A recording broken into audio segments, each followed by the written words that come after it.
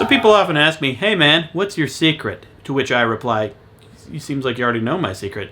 Who told you I was a hey man? Was it the farmer in the dell? He was supposed to take that to his grave. I'll see that farmer in the hell! WheezyWaiter!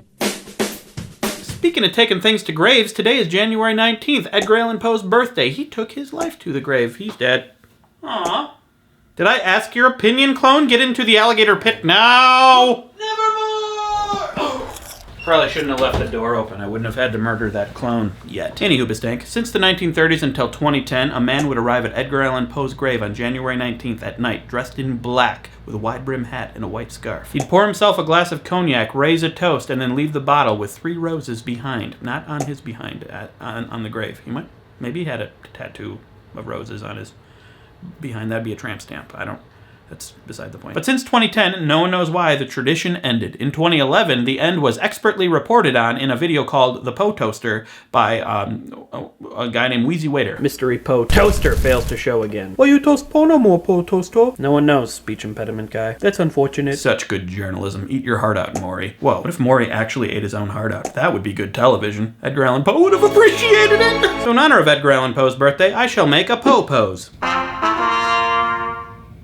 Oh, by the way, if you're still wondering who Edgar Allan Poe is, he's an American poet and author best known for his tales of mystery and the macabre. He's also considered the inventor of modern detective fiction, so basically without him there'd be no Sherlock Holmes, and then there'd be a lot less Benedict Cumberbatch in our lives. I gotta have my batch. I'm glad I went with the end of his last name rather than the end of his first name. Can you tell I'm a fan of Edgar Allan Poe? No? Well, you're an idiot. He's awesome. He wrote so many great stories, and he's the first well-known American author to try to make a living on his writing alone. Imagine how crazy that is. You gotta be a certain kind of crazy to try to do a creative job that wasn't even a previous job. I'd never do it. I'm drawing a parallel between my life and Edgar Allan Poe's because I kind of did that with you too. Not that I'm anywhere near Edgar Allan Poe, I'm just trying to be funny and failing. Kind of actually sounding like I'm constipated.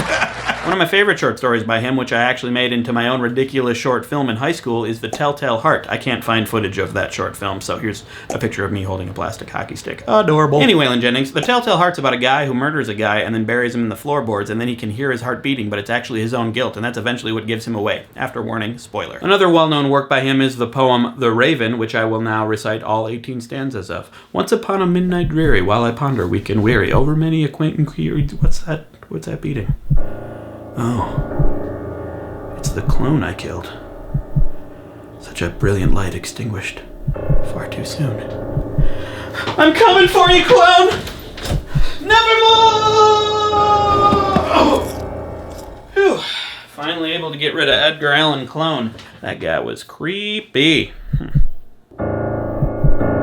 Wheezy Waiter. Want to check out this Edgar Allan Poe guy but hate to read, or you need a travel companion? Well, go to audible.com/Wheezy and you can sign up and get your first download for free. They have over 150,000 titles across all genres, including the macabre. There are several E to the Pizzo collections, including the best of Edgar Allan Poe, 32 of the most popular short stories. Just 32, that's all. Only 20 hours of entertainment. Just go to audible.com/Wheezy and tell them I said, hey.